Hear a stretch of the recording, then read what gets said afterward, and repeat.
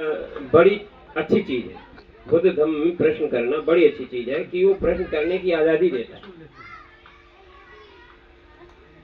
और प्रश्न के किए बगैर किसी भी निष्कर्ष पे पहुंचना बड़ा कठिन।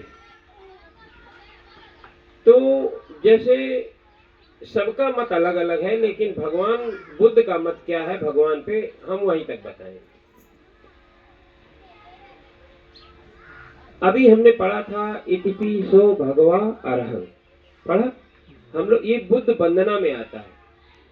इतिपि सो भगवा अरहं, ऐसे हैं भगवान अरहत, सम्मा संबुद्ध, सम्यक संबुद्ध। ऐसे हैं, कैसे हैं?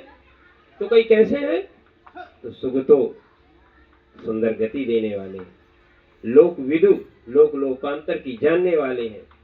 सुगतो लोक विदु, अनुत्तरो, अनुत्तर है, उनके समान कोई नहीं। अनुत्तरो लोक विदु, और देव और मनुष्यों के शास्ता है। सत्ता देव मनुष्य नहीं, देव और मनुष्यों के शास्ता अर्थात गुरु है। ऐसे है कौन? भगवान बुद्ध। तो अब भगवा शब्द जो है ये किस भाषा का शब्द है? पाली भाषा। पाली का है, संस्कृत का नहीं है, अंग्रेजी का नहीं है, उर्दू अरबी का नहीं है, हिंदी का भी नहीं। तो किसका है? पाली का है। पाली भारत की सनातन पुरातन भाषा है।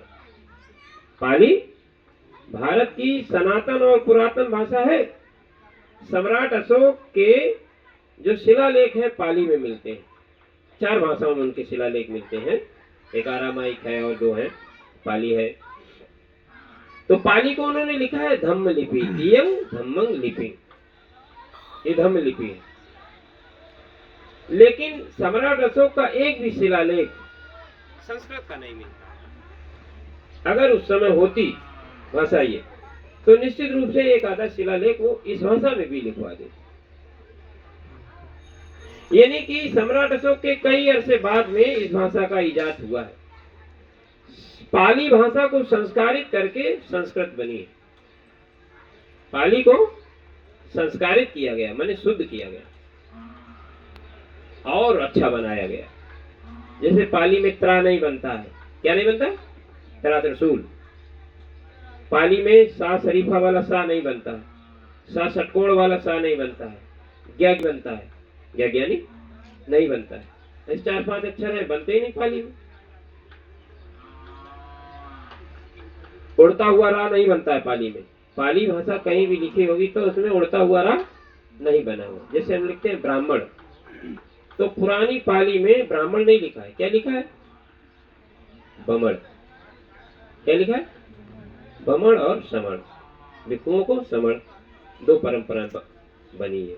लेकिन वे जो बमण है वे भी बुद्धिस्ट है, बुद्ध के ही अनुयायी है। पुराने में बुद्ध से पहले भी बुद्ध के अनुयायी है। लेकिन अब वही ये मार्ग जो चलता है उसमें नाना भांति के मार्ग हो जाते। बुद्ध मार्ग, जब बुद्ध आए, बुद्ध के बाद में भी तो बुद्ध के मार्ग में बहुत से मार्ग हुए। 18 निकाय सम्राट अशोक के जमाने में हो गए थे, 18 पंथ हो गए थे।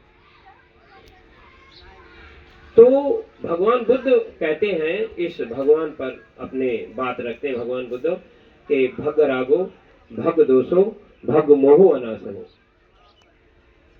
धम्म पद में है, माने जिसके राग द्वेष और मोह भाग गए हों, भग्न हो गए हों, खत्म हो गए हों,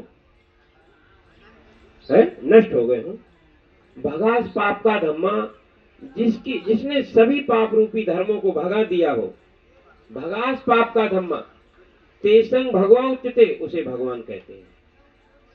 उसे भगवान कहते हैं। भगवान कोई आसमान में रहने वाला नहीं है कि हम आसमान वाले को संकेत कर रहे हों। दुनिया में अगर भगवान किसी को कहने लायक है तो बुद्ध के अलावा किसी को भगवान कहने लायक नहीं है। कोई भगवान नहीं है। सही बात। क्योंकि ये 3 चीजें हैं, इन चीजों से कोई मुक्त हो तो दिखाओ, बताओ, बुद्ध के अलावा।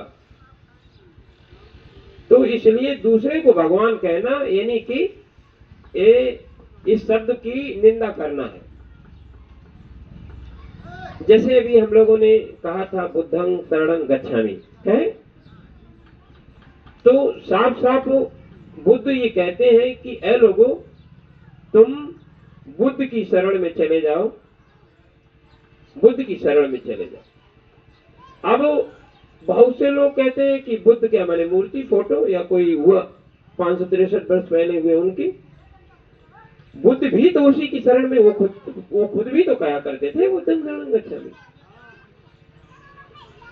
जब उनके पिताजी ने कहा, उनके कपिलवस्तु में वो भिक्षाटन के लिए गए, तो अपने गांव, अपने राज्य में जहाँ के राजकुमार है, वहां वो भिक्षा पात्र लेकर के भिक्षाटन कर रहे हैं। तो राजा को पता चला, सुद्धोधन को, वो आए, उन्होंने कहा बेट पुत्र, अरे क्या कर रहे हो, लजा रहे हो, तुम्हारी नाक कटी जा रही है। राजा का पुत्र भीख मांग रहा है, अच्छा नहीं है। हम पूरे गांव को, जो भी तुम्हारे भिक्षु हैं, सालों साल खवा सकते हैं, मांगो ना। भगवान ने कहा कि ये हमारे कुल की परंपरा है। बुद्ध ने कहा ये हमारे कुल की परंपरा है। तो उन्होंने कहा राजा ने कि हमारे तो कुल में कभी किसी ने नहीं मांगा आज तक, हमेशा तो दिया ही है, कभी लिया नहीं। दाता है हमारा वंश। तो भगवान ने कहा निश्चित राजन, आपका वंश दाता है, देता ही रहता है, लेकिन हमारे वंश की ये परंपरा भिक्षाटन है। तो फिर किस वंश की बात कर रहे? तो भगवान ने कहा मैं बुद्ध वंश का हूँ, मैं बुद्ध वंश की बात कर रहा हूँ। बुद्धों की ये परंपरा है, बुद्ध वंश की ये परंपरा है कि भिक्षाटन करके, यानी कि अब उन्हें जाति धर्म संप्रदाय से जोड़ा नहीं जा सकता। बुद्ध को किसी मजहब से, किसी पंथ से, किसी जाति से जोड़ा जा सकता। यही इसी बात से साबित हो गया कि वो किसी धर्म जाति के नहीं रहे। एक बार एक ब्राह्मण आया, उसने पूछा आप इतने सुंदर हैं, क्या आप देवता हैं? उन्होंने कहा नहीं, मैं देवता नहीं हूँ। तो क्या आप गंधर्व हैं? नहीं, मैं गंधर्व नहीं हूँ। तो उन्होंने क्या आप मनुष्य हैं? मैंने कुल बातें कही, कहा मनुष्य है। उन्होंने कहा नहीं, मैं मनुष्य नहीं। बुद्ध ने क्या कहा? मैं मनुष्य भी नहीं हूँ। तो अजीब बात है, मैं पूछता हूँ कि आप देवता हैं तो आप कहते नहीं है, मैं पूछता हूँ आप गंधर्व है तो आप कहते नहीं है, मैं पूछता हूँ कि आप मनुष्य है तो आप कहते मनुष्य भी नहीं। अजीब बात है, फिर कौन हो? तो बुद्ध कहते हैं मैं बुद्ध हूँ। यहाँ भी मनुष्य नहीं गिना जा सकता है बुद्ध को। बुद्ध होना बहुत बड़ी बात है, छोटी मोटी बात नहीं। कभी कभी इस धरती पर बुद्धों का उत्पन्न होता है, होता है। कभी कभी जब हमारे पुण्य उदय होते हैं, जब तब इस धरती पर बुद्ध आते हैं। तो शायद समझ में आया होगा, भगवान वही है जिसके राग द्वेष और मोह भग्न हो गए हो, खत्म हो गए, वही भगवान है। तो हम लोग छोटी सी कथा है, उस कथा को सुनने के पश्चात मंगल मैत्री करेंगे।